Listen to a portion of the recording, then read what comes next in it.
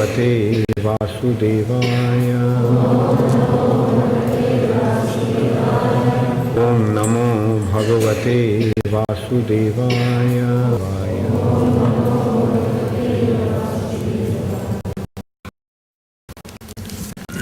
Srimad Bhagavatam, first canto, chapter 12, birth of Emperor Parīkṣit.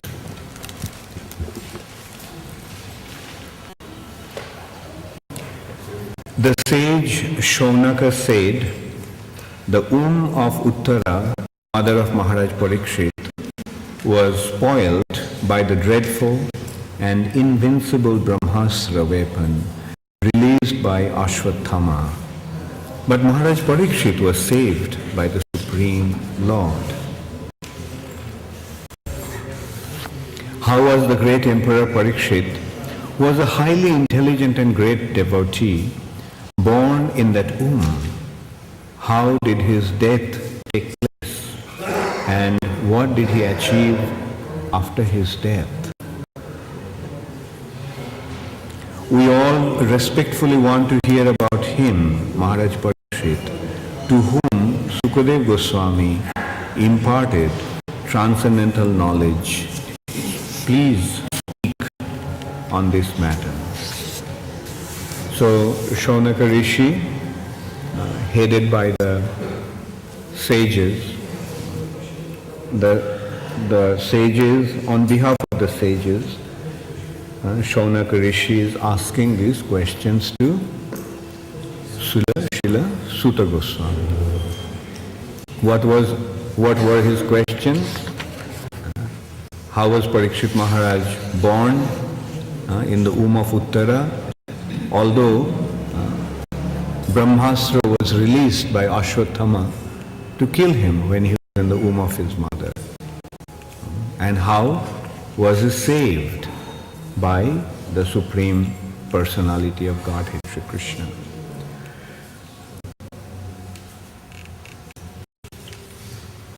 How was the great Emperor Parīkṣit, who was a highly intelligent and great devotee, born in the womb? How was he born? In spite of being attacked by brahmāstra. And how did his death also take place? And what did he achieve after his death? So these were the questions that Śaunaka Rishi asked to Śrī Sūta Gosvāmī, and he also wanted to know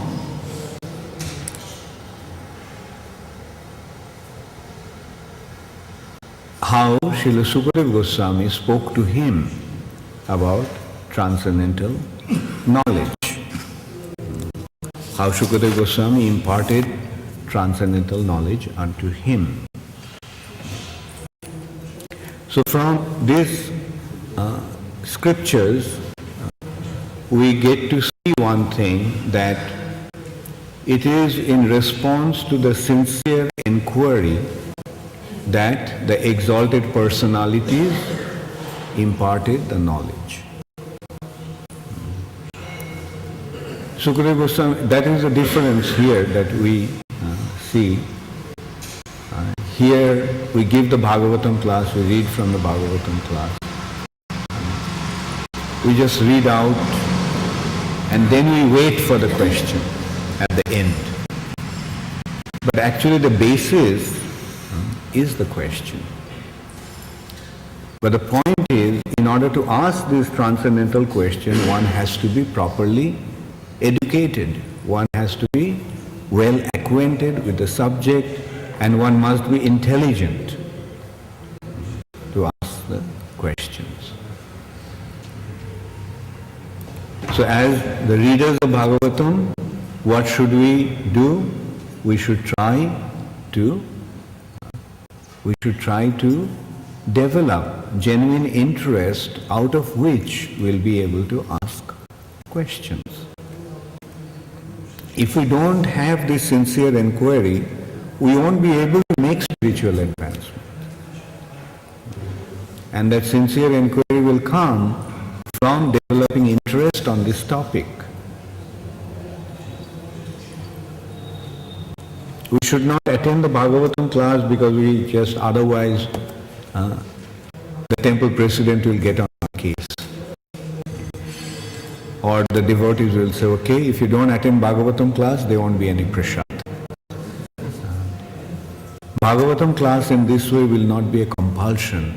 Bhagavatam class should be a genuine interest to attend. Reading and hearing about Krishna consciousness is the most important aspect of spiritual advancement.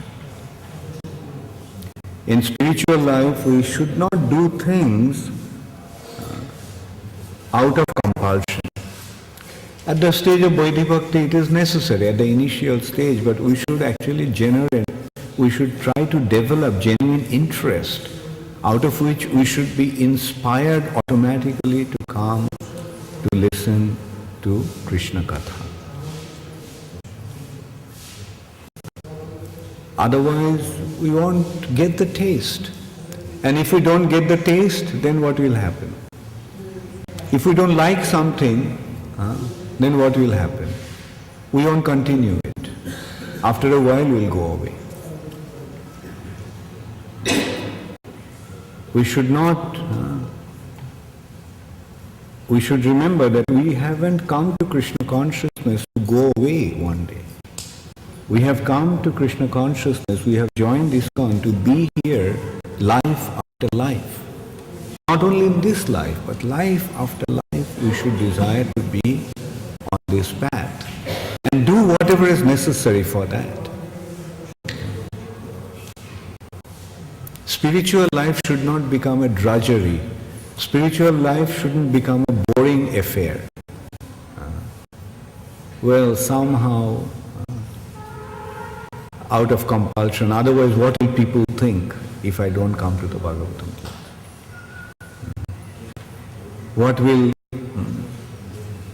the temple authorities say? If I don't come to the Bhagavatam class, or if I don't attend the morning program, then the temple authorities will tell me to leave. So that the temple authorities do not ask me to leave, let me just attend it. Although I don't like to do that. I don't like to get up in the morning. I don't like to come to the Mangalarati. I don't like to attend the morning program. I don't like to chant the holy name. I don't like to attend the Bhagavatam class. If that is our mood, will you be able to continue? Will you be able to continue? No. Someday when other opportunities come, we will leave.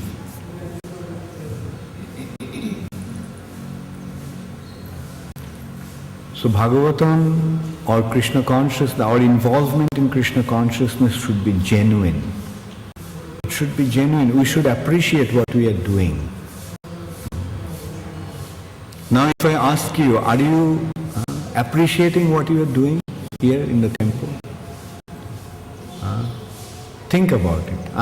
I can't hear from all of you, but maybe someday one by one I would ask you this question. And that's what I always ask you. Are you really enjoying what you are doing? Think about it. Seriously think about it. Are you really appreciating what you are doing? Or would you like to do something else? Would you like to do something? If I give a choice, what would you like to do? A genuine offer. Whatever you want to do, you'll be allowed to do that. Think what you will do at that time. What will be your response?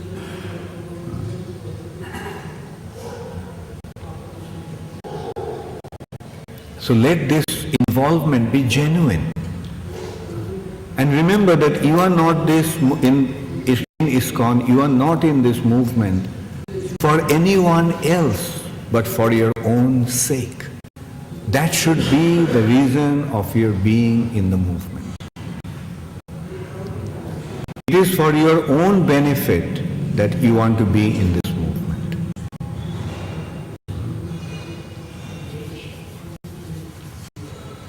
And of course, for another person you are here.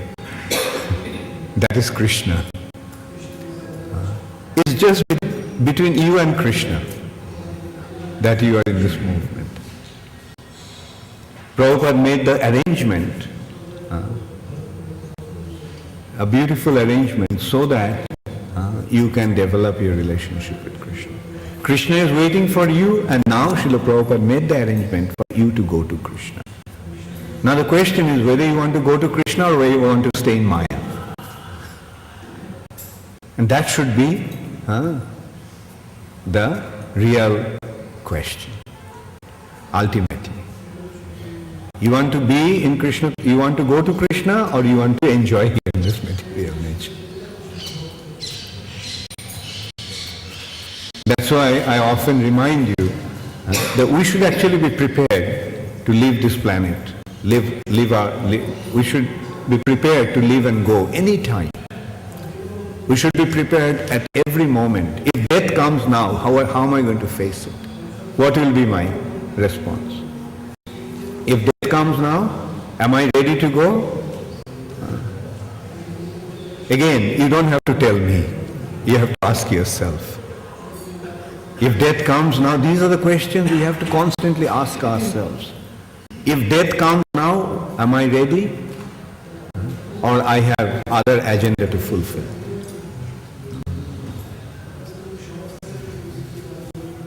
No. Our ultimate point is, our ultimate goal is to be ready all the time. Parīkṣit Mahārāja got 7 days time. But we do not know how much time do we have. Any day, any moment, we may have to say, okay, now go. Now, are you going to hold on to this body? Are you going to hold on to things related to the body? Or we are ready to go? I'm a spirit soul, and now I'm free to go back to Krishna.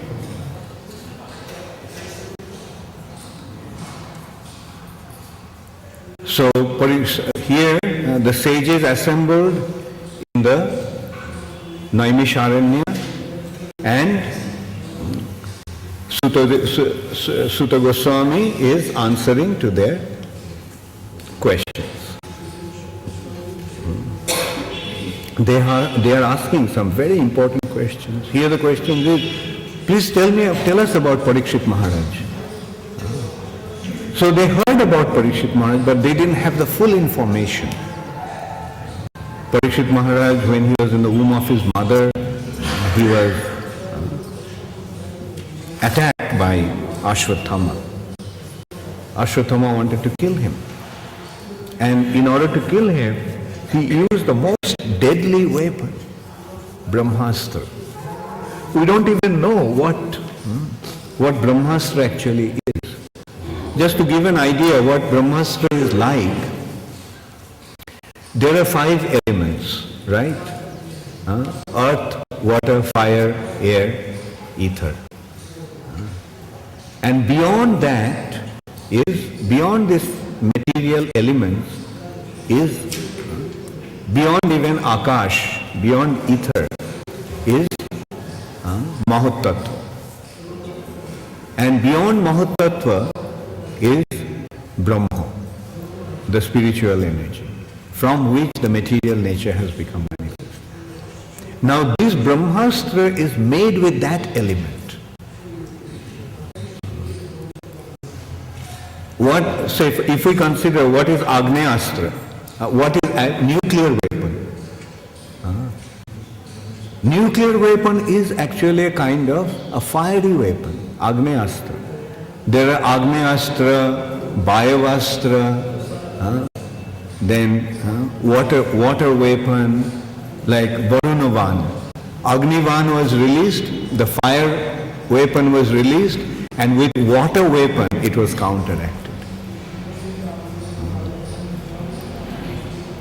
So in this way there were different elements were used for different types of weapons. Nowadays the weapons are simply fire weapons. They don't know how to counteract the fire weapon. But those days they used to counteract the fire weapons with water weapons.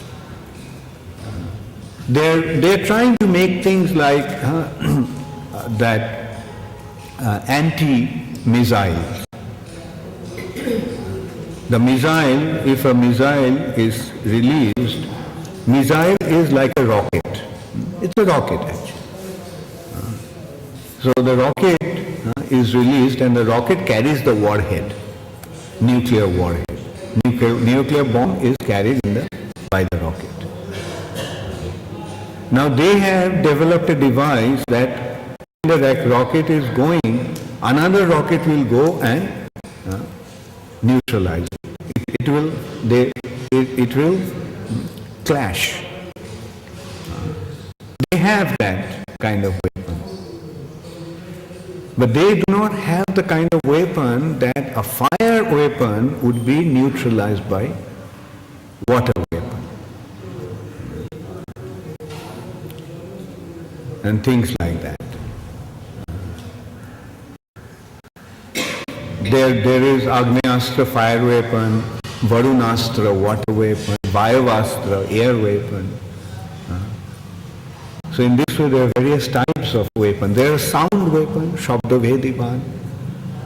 There is like Dasaratha actually used that, arrow or a missile that would hit the target by following the sound. And this is how advanced the people in the past in India used to be. And it was not just India. India was the entire earth planet.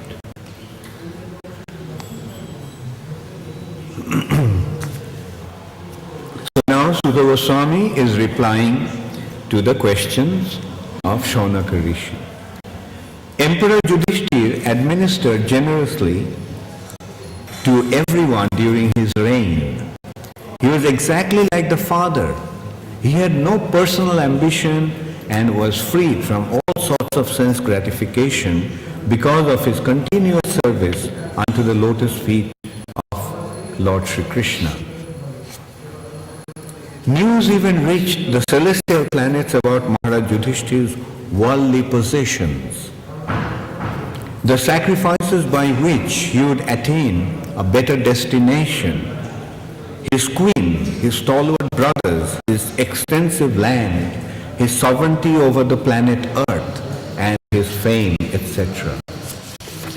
Jai Shri Shri Radha Madhu Mohan, Jai Shri Shri Krishna Balaram ki, Jai Shri Shri Gaunitai ki, Srila Prabhupada ki.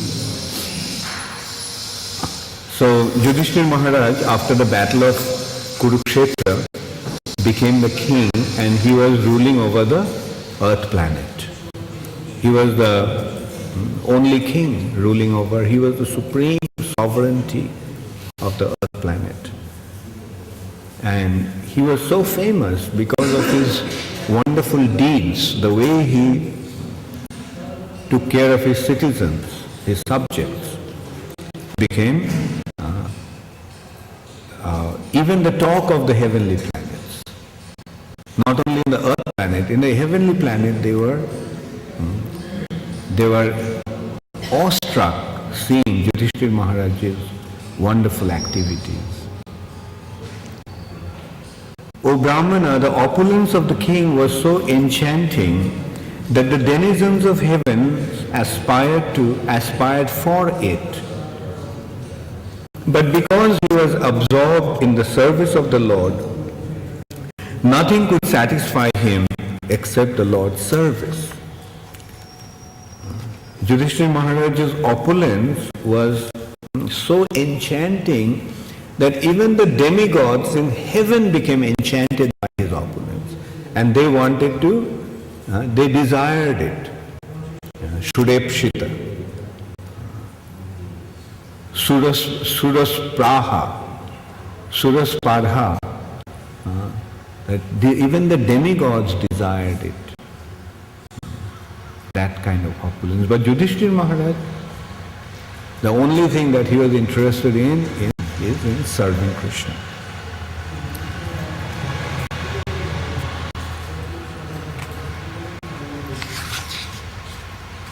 O son of Bhrigu, Śaunaka, When the child Parīkṣit, the great fighter, was in the womb of his mother, Uttarā, and was suffering from the burning heat of the brahmāstra thrown by Aśvatthāmā, he could observe the Supreme Lord coming to him.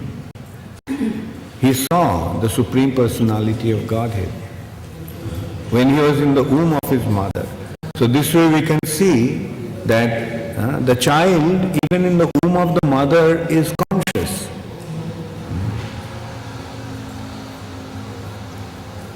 It is not that the child in the womb of the mother is just a lump of matter and doesn't have any consciousness. So we can do whatever you want to do with it. Keep it or kill it, as the people nowadays think. Oh, I don't like the child, get rid of it. But it's killing. It's actually worst kind of killing. Abortion is the worst form of killing. Why? Because otherwise a man can defend himself. When somebody comes to kill him, he can defend himself. But the child in the womb of the mother is defenseless. He can't do anything. And what to speak of when the mother herself kills the child? What an abominable act, what a heinous act.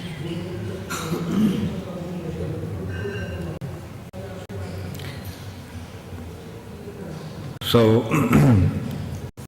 this is the advantage of going in deep into Vedic culture, reading the scriptures. We get a very clear understanding of what is what.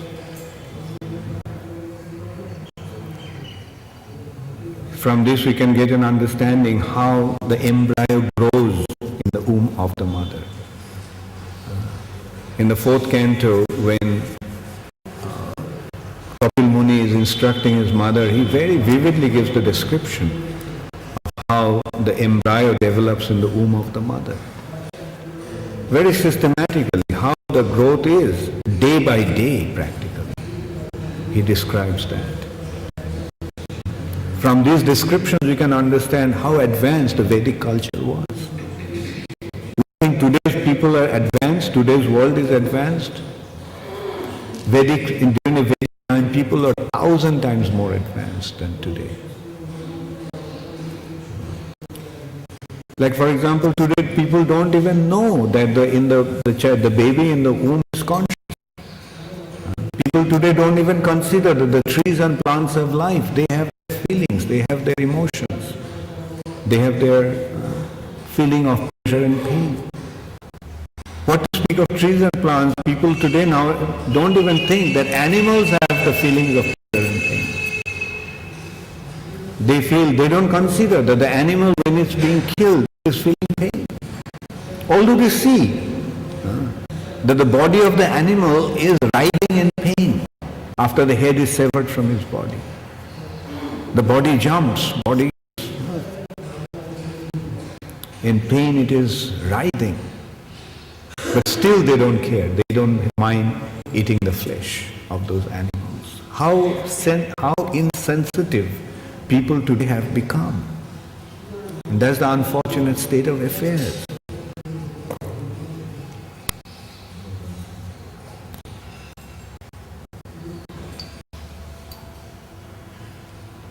That's why we should go deep into the Vedic understanding, study the scriptures very, very carefully. And we must remember that we have joined ISKCON, we have come to Krishna consciousness simply to study the scriptures. Actually, everything else is secondary. The most important thing is to study the scriptures and get the proper understanding about the spiritual life. We have other service, yes, but the service is also important. The most important thing is to study the Vedic scriptures. Therefore, the best thing would be to carry the books with you all the time. Carry the books. Whenever you get the time, just open it up and read. But nowadays what happens? Let's face facts. What happens? Only in the Bhagavatam class we read the books. Otherwise, we don't have the time.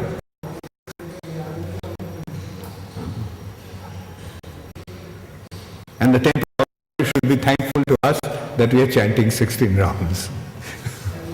Temple authority should be thankful to us that we are rendering some service. Now, the temple authorities are not like our supervisors. In a Navadip Chaitanya knows, when you set up, you want to get some work done, what do? You get somebody on top who watches whether you're going to do the work properly, whether you're doing the work properly. Or from my office, I see Gauravani is sitting down in the lawn, watching whether the workers are working properly. And Shanandan also. Shanandan, of course, doesn't sit. He stands with the umbrella. And he is always watching. Now, yes, maybe the laborers and have to be supervised in that way to get the work done. But in Krishna consciousness, that should not be the situation. We should do it voluntarily. Nobody needs to watch us. We should do it ourselves for our own benefit. For our own benefit. And the authority structure is there simply to help, not to supervise. Whether we are chanting our 16 rounds, whether we are getting up at 4 o'clock in the morning to attend the Mangal Arati, the temple commander waking everybody up. Sometimes in some temples, I remember, at 4 o'clock, the temple commander would go with a bell and he would ring the bell, waking everybody up. Okay, when it is, then it may be necessary, but not all the time. Yes, when we are new, it is necessary. I remember when I joined, the most difficult thing for me was to get up at 4 o'clock in the morning to attend the Mangal Arati. And my roommate, one of my godbrothers, Tirthapada Prabhu, he was very nice. He used to really take care of me. Like when I wake up at 4 o'clock, then he would gradually start to pull me out of the bed.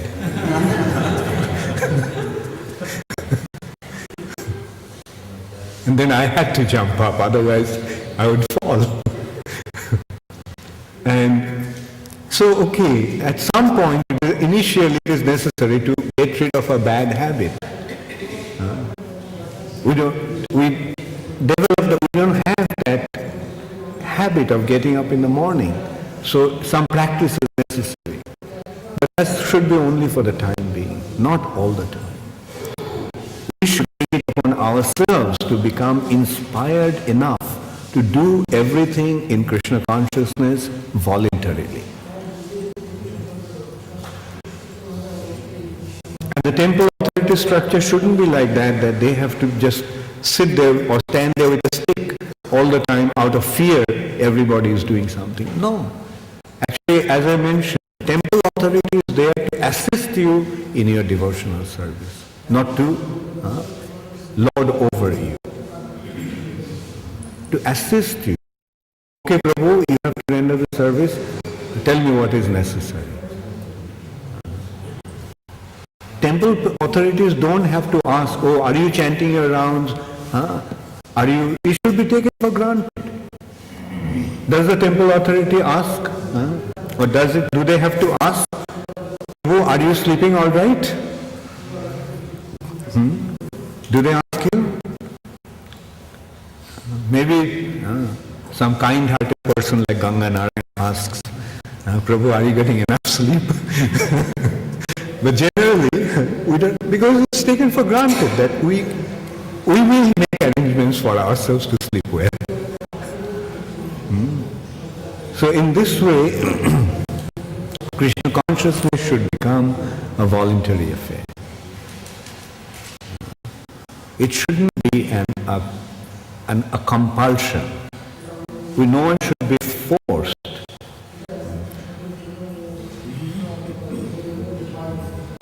Like Prabhupada once mentioned that actually. Prabhupada told the devotees that don't force them to take initiation. Don't force them to take initiation. Don't force anyone to take initiation. He said, if you force them to take initiation, then they will leave. Because they themselves are not asking for it or interested about it. And Prabhupada said that they should beg for initiation. You know what then Prabhupada said? Prabhupada stopped. And then Prabhupada said, no, they should come crying for initiation. They should not only beg for initiation, but they should come crying for initiation.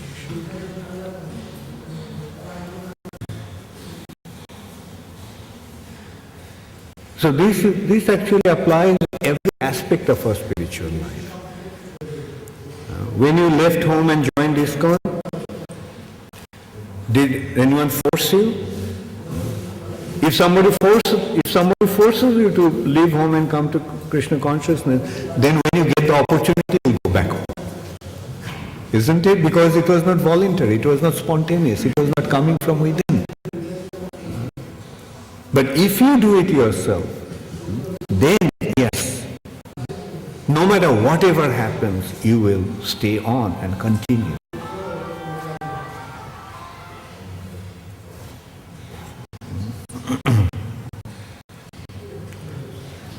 So Parīkṣit Maharaj, in the womb of his mother, he saw the Supreme Personality of Godhead coming to him, coming towards him.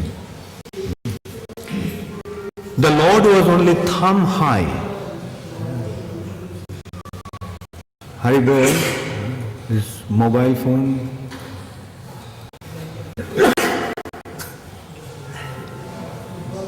Switch off the mobile phone. कर दिया है? Okay.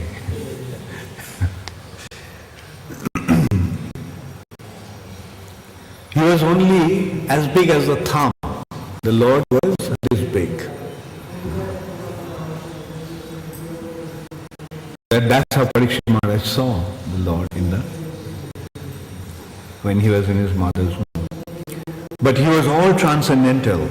He had a very beautiful blackish, infallible body. And he wore a dress of lightning yellow and a helmet of blazing gold. Thus he was seen by the child. That is how Parīkṣit Maharaj saw the Supreme Personality of Godhead. The Lord was enriched with 4 hands, earrings of molten gold, and eyes blood red with fury. As he loitered about, his club constantly encircled him like a shooting star. The Lord was thus engaged in vanquishing the radiation of the brahmāstra. Just as the sun evaporates a drop of dew, he was observed by the child who thought about who he was.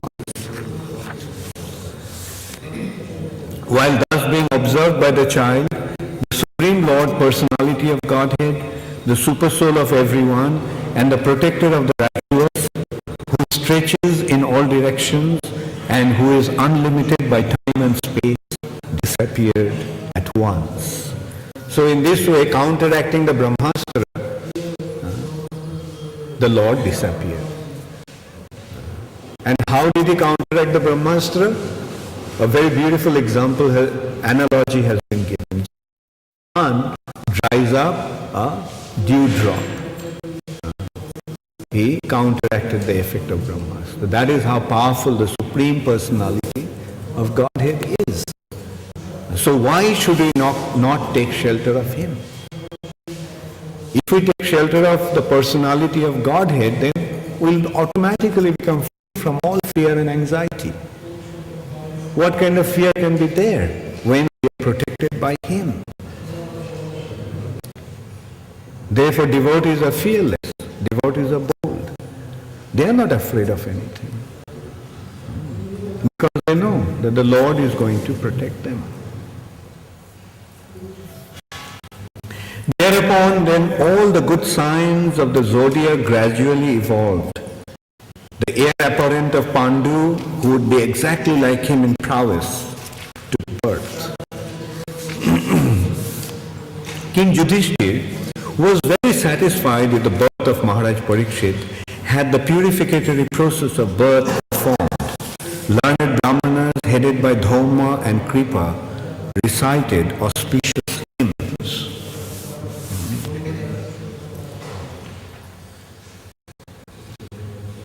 Kripacharya and Dharma. Dharma Rishi is the family priest of the Pandavas or the Kuru dynasty. Dharma. So Dharma is a very exalted sage, and he was the family Kula Guru or family priest of the Pandavas or the Kuru dynasty. Just as Vasishtha is the family priest of Ikshaku dynasty. In the family of Ramchandra, it is Vasishtha who is their family priest. In the Kuru dynasty, it is Dharma. Upon the birth of the son, the king, another personality is Kripacharya, Kripa. Kripa is very interesting to note here that how forgiving the people used to be those days.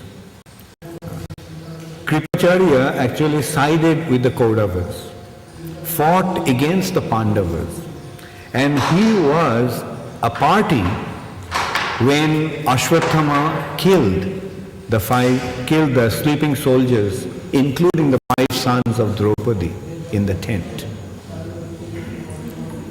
Kripacharya was the party, but still the Pandavas, at the time of Parīkṣit Mahārāja's birth, they invited him and asked him to recite the verses. And not only that, actually Yudhiṣṭhira Maharaj put Parīkṣit Maharaj in the custody of Kripacharya when he left. Jai Shri Krishna Balaram ki Jai Shri Radha Madan Mohan ki Jai Shri Gaurnitai ki. So we can see that they were so forgiving and so tolerant. They did not remember what he did. And Kripacharya also was involved in killing Abhimanyu. When the 7 Maharathis attacked Abhimanyu and killed him unarmed, Kripacharya was one of them. But the Pandavas did not bear any grudge against him. And as I was saying, not only did they call him at the time of Parīkṣit Mahārāja's birth, but they put Kripacharya as the custodian of Parīkṣit Mahārāja when Yudhiṣṭhira Maharaj left his kingdom.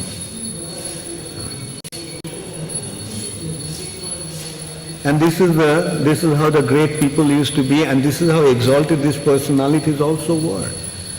They just did not bear any grudge from their past deeds. Upon the birth of a son, the king, who knew how, where and when charity should be given, gave gold, land, villages, elephants, horses, and good food grains to the brahmanas. The learned brahmanas, who were very satisfied with the charities of the king, addressed him as the chief amongst the Purus and informed him that his son was certainly in the line of descent from the Purus. It is the Puru dynasty. The Kauravas are actually coming from Puru. Who is Puru? Puru is the son of King Jajati. Jajati was cursed by Shukracharya that he'll become old. And the youngest son, and Jajati felt that he still had the desire to enjoy this world. Therefore he felt that if he becomes old, his desires will remain unfulfilled. Therefore he asked his sons to take his old age and give their youth so that he could continue to enjoy for us for some time until he got fried. So he asked all his other sons and none of them wanted to take his old age. But the youngest one, Puru, accepted it. Therefore he became very pleased with Puru and he made him his successor to the throne. And in that line comes the Pandavas or the Kuru dynasty. The learned Brahmanas, who were very satisfied with the charities of the king, addressed him as the chief amongst the Purus and informed him that his son was certainly in the line of the descendant of the Purus. The Brahmanas said, "This spotless son has been restored by the all-powerful and all-pervasive Lord Vishnu, the personality of Godhead, in order to oblige you.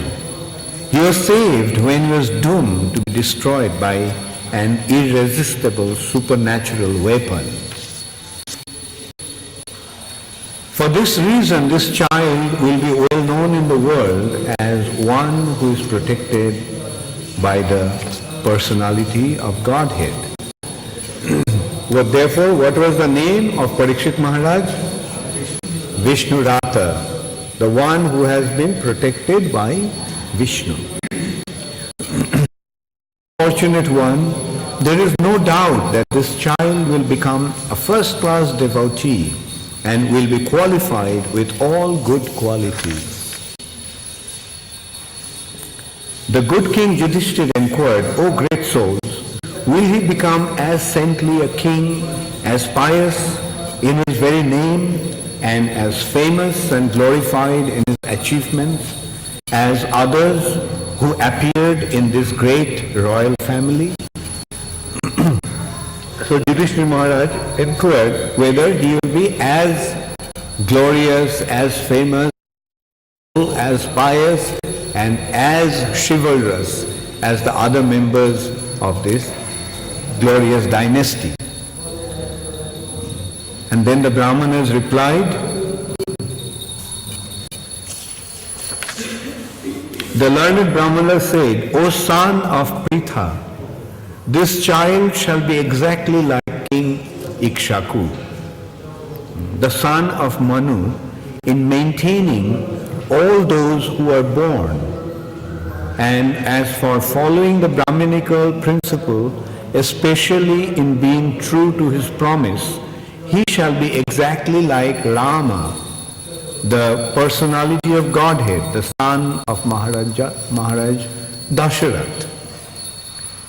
So the Brahmanas then started to describe the qualities of Parīkṣit Maharaj. He will be, in maintaining his subjects, prajas, he will be like Ikshaku. Now you remember Ikshaku, who is Ikshaku? Imam vivashyate yogam praptavan aham abhayam vivashwan manavipraho manor Ikshakuve avravit. So who is this Ikshaku? Ikshaku is Manu's son, Vaivashyata Manu's son. And in that family appeared Lord Ramchandra in the Ikshaku dynasty. And King Ikshaku was famous for his protecting his citizens or taking care of his citizens.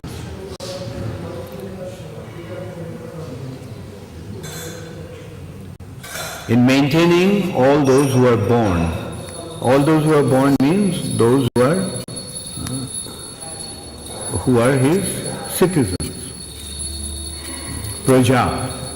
Praja, the word praja means one who is born. Prakrishta rupena jayate. Jayate means to born. So the king's business is to take care of his citizens like a father. Just the way the father takes care of his children, a king is supposed to maintain his citizens.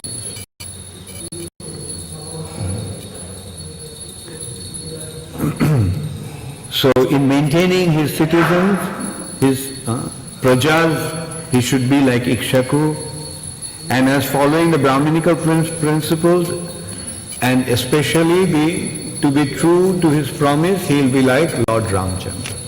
While Lord Ramchandra is famous for his word of honor, because his father took a vow, promised to his wife, Kaikeyi, that he would, whatever she would want, he would fulfill that promise. And in order to fulfill the word of his father, actually Dasharatha was not inclined to grant these desires of Kaikeyi, that Bharat becomes the king and Ram goes to exile in the forest for 14 years. Dasharatha didn't want to grant that boon. But Ramchandra, in order to fulfill the words of his father, he voluntarily retired, he voluntarily relinquished his claim on the throne and he went to the forest.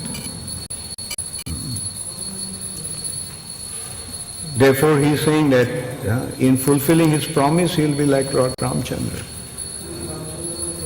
The child will be munificent donor of charity and protector of the surrendered soul, like the famous king Shibi of the Ushinar country, and he will expand the name and fame of his family like Bharat, the son of Mahārāja Dushyanta. So Mahārāja Shibi, he was famous for his protection. Anyone who came and asked for protection to Shibi would go out of his way to give him the protection. And there is a very wonderful incident that actually exemplifies Shibi's nature. That once, in order to Shibi's fame as a maintainer, as a protector, and giver of charity and protector of his surrendered souls, it reached the heavenly planet. So Indra decided to test him. So Indra told Agni that this person has become very famous for his charity. So let us go and check him out. Let's see how true is the words that's spreading about him. So Indra assumed the form of an eagle, and Agni, the fire god, took the form of a pigeon. And the eagle was chasing the pigeon to kill him, right? Because the eagles are carnivorous birds. So this was chasing the pigeon, and the pigeon went and took shelter of King Shibi and said, "Please protect me." Then Shibi protected, and then the eagle came and spoke to him. Sometimes it's also not unusual that a bird would speak like a human being. So the eagle said, "Look, this is my food. So give me the food." By nature's arrangement, other birds are my food. So I'm hungry and I want to eat this bird. So why are you coming in between and preventing this arrangement of nature? Then Shibi said, "Look, this bird has taken shelter of me. So it is my duty to give him protection." Then he said, "But I am hungry and this is the bird that I am chasing." Shibi said, "There are plenty of other birds going." So, anyway, that's not what Shibi said. Rather, Shibi said that this bird has taken shelter of me. So okay, I will give you some other flesh, so you eat that flesh. So the eagle would not listen. He said, no, I want this bird.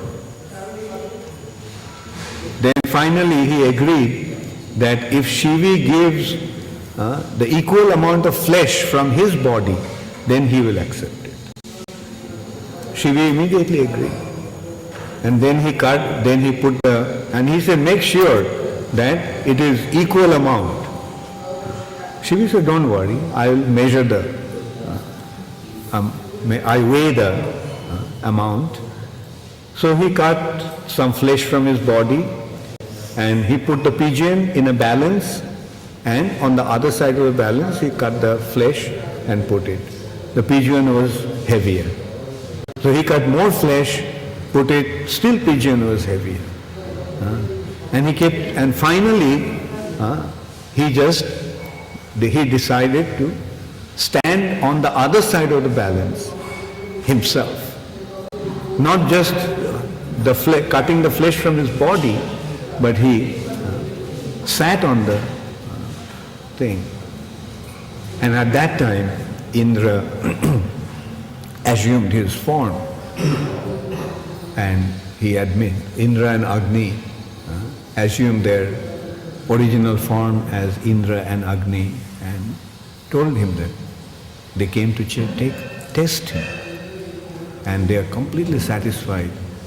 And they fully agree that the fame that spread all over the three worlds about his charity and quality of giving protection is indeed true. Now, the Brahmanas are saying that Parīkṣit Maharaj will be as charitable and as a noble a protector as King Shivi.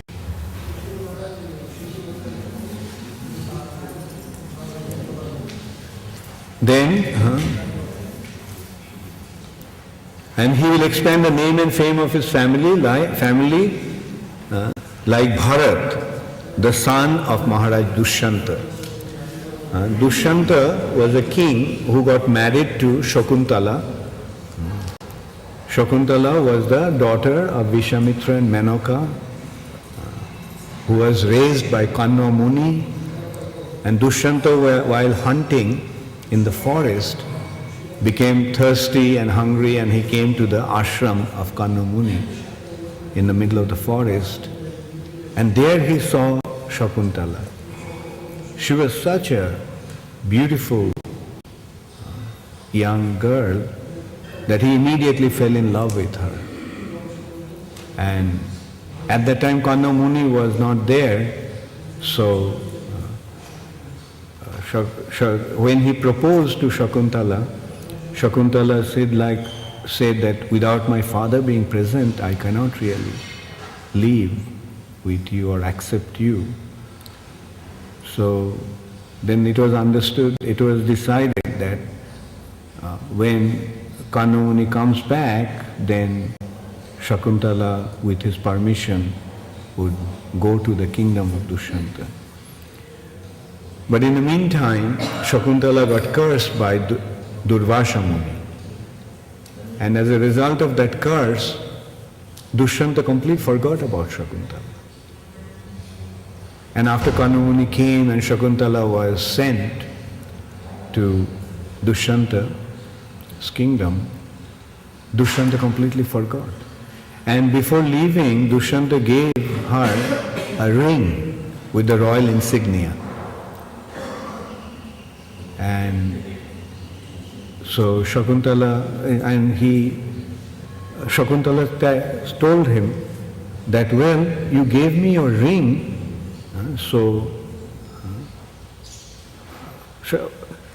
and then Dushyanta wanted to see the ring. And actually, this ring was Dushyanta's ring, so it was large in Shakuntala's finger. And when she was taking bath in the river, the ring slipped out of her hand. So as a result of that, Shakuntala was humiliated. And then Shakuntala left the palace. Two brahmacharis of Kandamuni's ashram escorted Shakuntala, so took her back. And Shakuntala in due course of time, gave birth to this son from Dushyanta. And he was King Bharat. And Bharat was brought up in the forest, in the ashram of the sages, but he was extremely powerful. He used to fight barehanded, he used to fight with the lions. He could defeat anybody, any animal. Therefore he got the name Sarvadaman. He could defeat anybody. He could defeat everybody. And of course later on Dushyanta remembered about Shakuntala and he came and took the son back with the mother. And that's how Bharat became the king. And Bharat is actually the forefather of the Pandavas. In the same line, in that line Pandavas came. Therefore, Arjun in Bhagavad Gita often has been addressed as Bharata. King Akurvata, Bharata. So here the Dushyanta's Maharaj, he'll spread the fame of the family like Bharat Maharaj. Amongst great bowmen, the child will be as good as Arjun. He'll be as irresistible as fire and as unsurpassable as the ocean.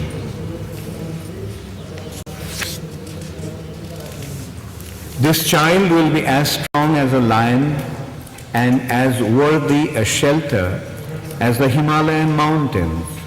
He'll be forbearing like the earth and as tolerant as his parents. This child will be like his grandfather Yudhiṣṭhira or Bhim in equanimity of mind. He'll be munificent like the Lord of the Kailash hill, Shiva, and he'll be the resort of everyone like the Supreme Personality of Godhead Narayan, who is even the shelter of the Goddess of Fortune. The child will be almost as good as Lord Śrī Kṛṣṇa by following in his footsteps.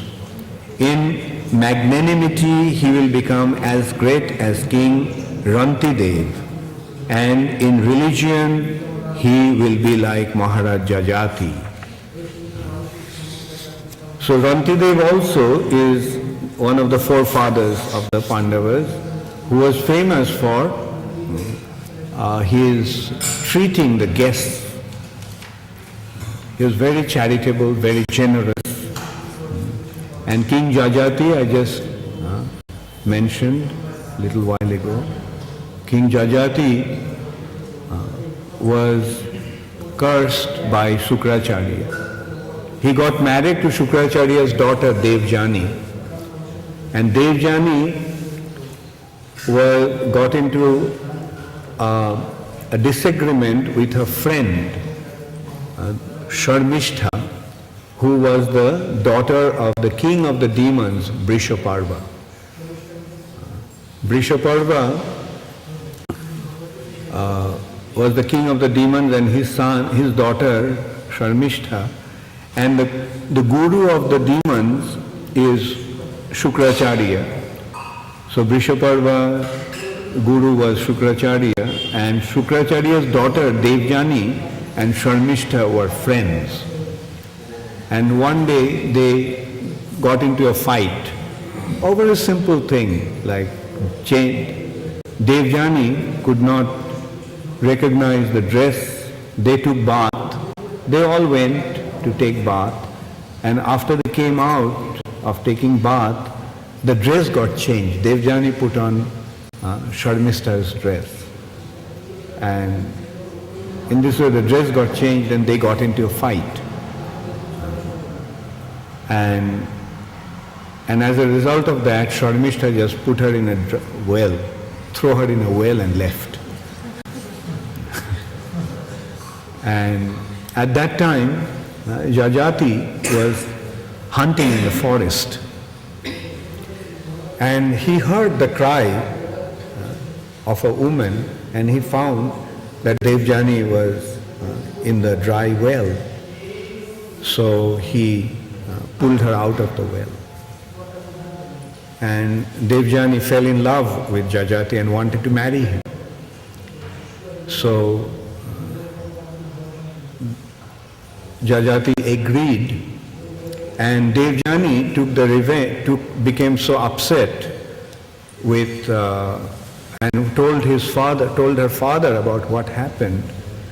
And then Shukracharya became very angry with King Vrishaparva.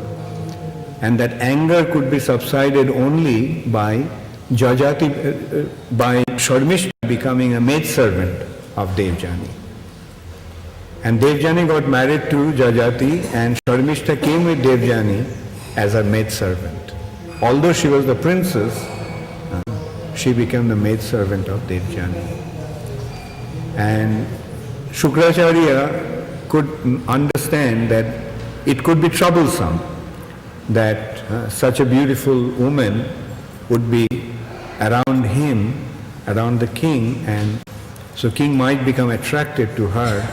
So he made a condition that, look, do not have any relationship with Sharmishta.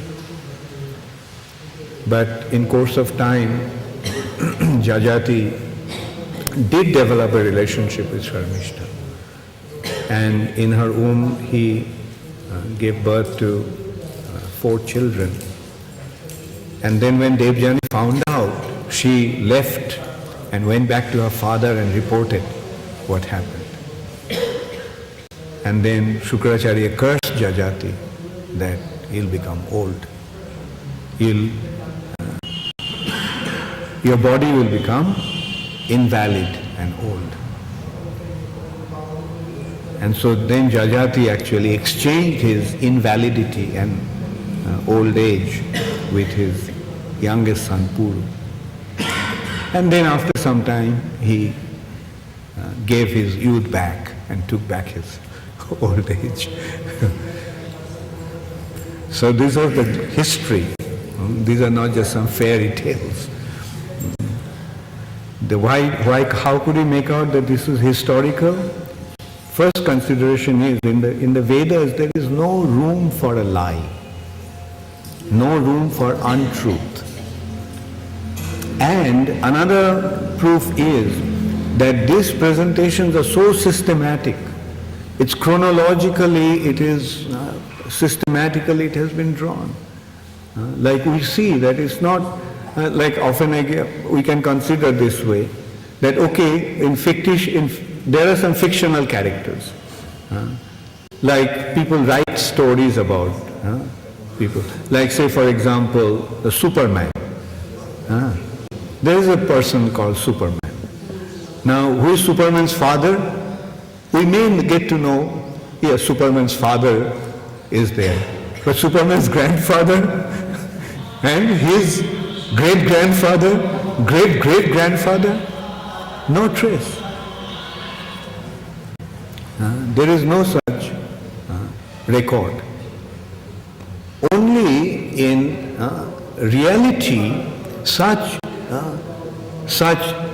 defined chronological order can be maintained.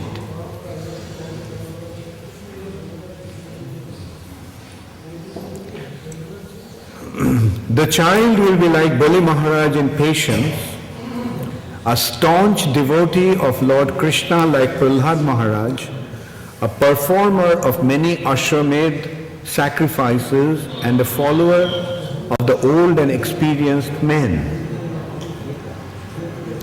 This child will be the father of kings, who will be like sages. For world peace and for the sake of religion, he will be the chastiser of the upstarts and the quarrelsome. After hearing about his death, which will be caused by the bite of a snake bird sent by a son of a Brahmana, he will get himself freed from all material attachment and surrender unto the personality of Godhead, taking shelter of him. After inquiring about proper self-knowledge from the son of Vasudev, who will be a great philosopher, he will renounce all material attachment and achieve a life of fearlessness. Thus, those who are expert in astrological knowledge and in performance of the birth ceremony, instructed by King Yudhiṣṭhira about the future history of this child, then being sumptuously remunerated, they all return to their respective homes. So his son would become famous in the world as Parīkṣit, examiner, because he would come to examine all human beings in his search after that personality whom he saw before his birth. Thus, he would come to constantly contemplate him.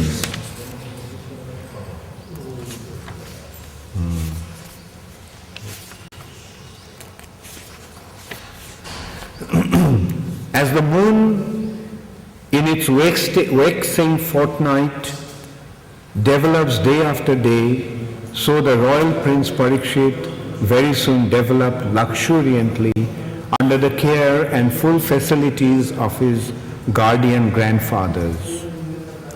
Just at this time, King Yudhiṣṭhira was considering performing a horse sacrifice to get freed from sins incurred from fighting with kinsmen, but he became anxious to get some wealth, for there were no surplus funds outside of fines and tax collection. Understanding the hearty wishes of the king, his brothers, as advised by the infallible Lord Krishna, collected sufficient riches from the north left by King Marutta. By those riches the king could procure the ingredients for 3 horse sacrifices. Thus the pious King Yudhiṣṭhira, who was very fearful after the battle of Kurukshetra, pleased Lord Hari, the personality of Godhead. Lord Śrī Kṛṣṇa, the personality of Godhead, being invited to the sacrifices by Mahārāja Yudhiṣṭhira, saw to it that they were performed by qualified twice-born Brahmanas. After that, for the pleasure of the relatives, the Lord remained a few months. O Śaunaka, thereafter the Lord, having bade farewell to King Yudhiṣṭhira, Draupadi and other relatives, started for the city of Dwarka, accompanied by Arjuna and other members of the Jadu dynasty. So, thus end the 12th chapter of the first canto of Srimad Bhagavatam, entitled Birth of Emperor Parīkṣit.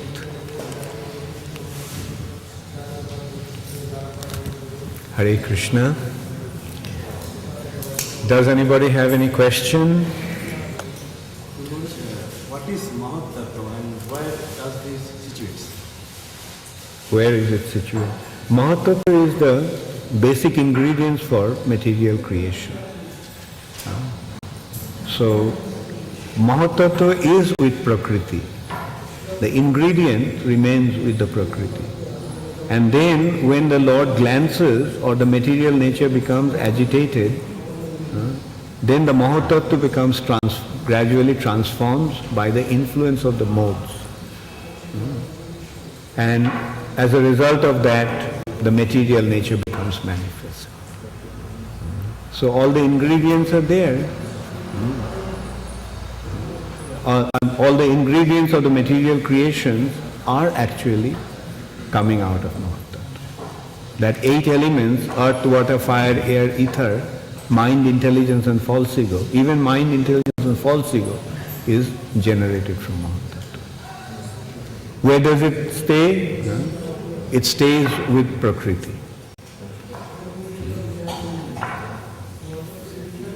Yes. good birth, then why was he so envious and so inimical towards the Pandavas? One reason of his envy was his intense attachment to Duryodhana. He was very attached to Duryodhana, and when Duryodhana was mistreated like that, when Duryodhana was, especially when Duryodhana was killed in a wrongful way. Actually, according to the law of battle, one cannot kill. I mean, one should not hit below the belt. Now, Bhim actually killed Duryodhana by breaking his thigh. And so Aśvatthāmā was upset, especially when he saw Duryodhana lying there all by himself with broken thigh. Like a king who is to be attended by thousands of people all the time. Now when he saw him in that miserable condition, he was totally heartbroken.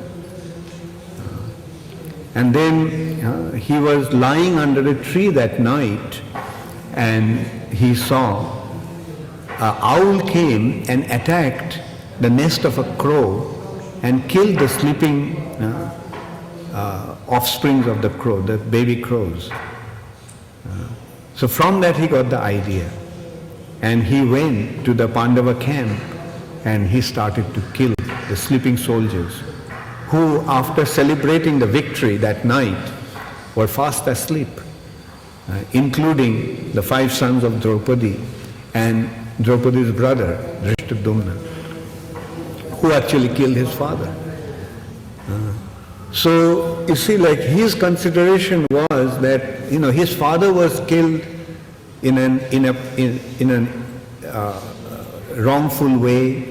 Duryodhana has been killed in a wrongful way, so as a result of that he became very revengeful.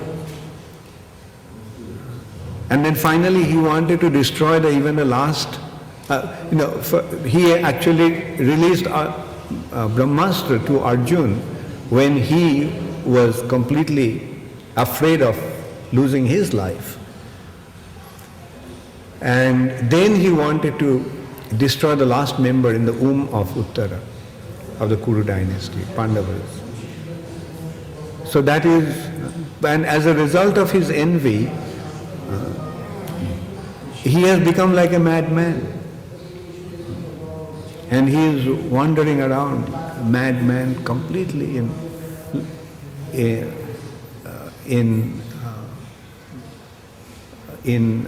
total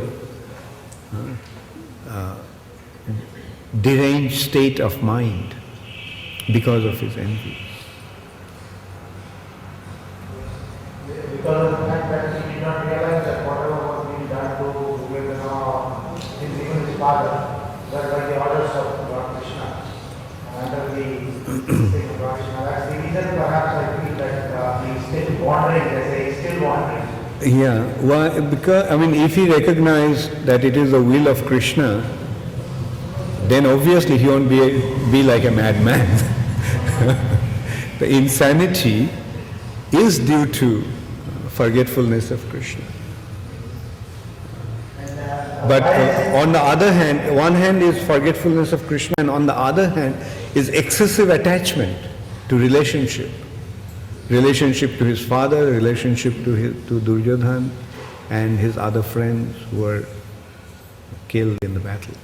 Yes. Even though the Pandavas could prevent from Duryodhana and others, but they could not. See, because Kripacharya was a Brahmana and he was their superior, they were respectful.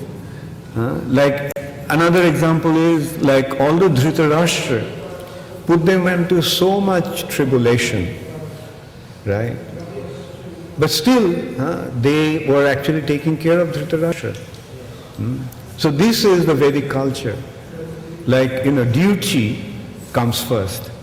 The respect towards the superior supersedes any other emotional consideration.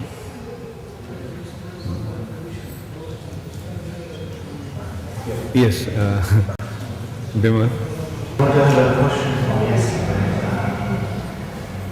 super soul resides in the heart.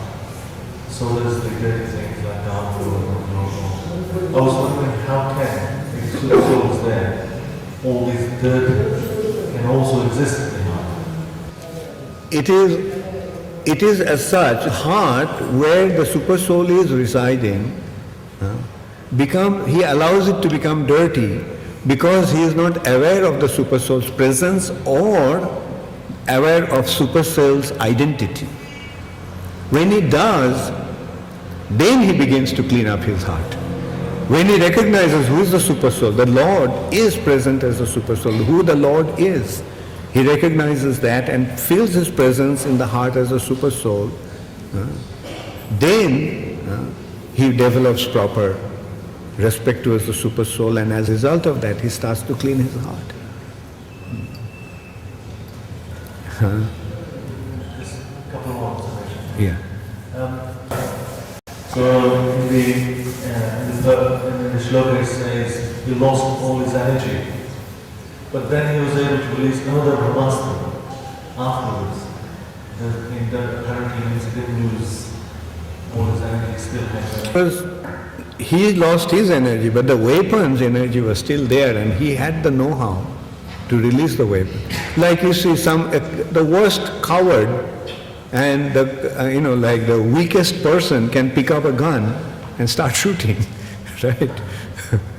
So it's something like that. He was not actually acting with his own strength, and because he lost his strength, he actually became deranged, and that's why he could actually indulge again in such a heinous act, totally forgetting the generosity and kindness that the Pandavas had displayed towards him. Yes, Paru? One more question. Why Kripacharya was against Pandavas? I mean, why he was involved in killing of Abhimanyu and... You see, here again it's a consideration of duty. They considered, including Bhishma Dev, that we are being maintained by Duryodhana. He is the king, and our duty is to line up with the king. Right? So there was no sentimental consideration, oh, I love Pandavas so much. That consideration didn't have any place there. Because we are subjects of a king, then we have to side with the king. Right? And that's why, they sided with Duryodhana and fought for him. But Gurudhara, they are not envious of, they are just following... And when you're fighting the battle, then you're fighting the battle. Then there is no room for thinking, this or that. It is, we are fighting a battle. We have to kill or get killed. When you get into a battle, that is the situation. Either you will get killed or you will kill. Kill or get killed. And Gurudhara, also I want to ask, who was actually Kripacharya? Who was Kripacharya? Kripacharya is the son of a great sage called Saradvan. Saradvan had one son and one daughter, Kripa and Kripi. Kripi was married to Dronacharya, and she was the mother of Aśvatthāmā. Okay. Yes, Anusuya? Take the mic. I have two questions. One was, you informed us that Kripacharya, the Pandavas had accepted him and forgave and tolerated him. They not only did that, but they made him the custodian of the son. How does faith and trust come in? Because they not only forgave him, but they entrusted their son to him. And how in practical terms in our daily lives do we, when faith and trust is broken, you can forgive and tolerate, how do we put that in? Yeah. They could have implicit faith on a person like that, although the person had gone against him, because they knew that this person is not duplicitous. He is not playing double role. whatever he does, he does it with complete conviction. When he sided with the Duryodhana, he fought with all conviction. Now that he is with the Pandavas, with them, he is with them all the way. Therefore they could trust him. Guru Maharaj, yesterday we were speaking with Guru Thakur. He was so covered up with his lust, but yet she simply made one statement and immediately he understood. What was the one thing present that enabled him to do that? Very good. What causes that is conscience.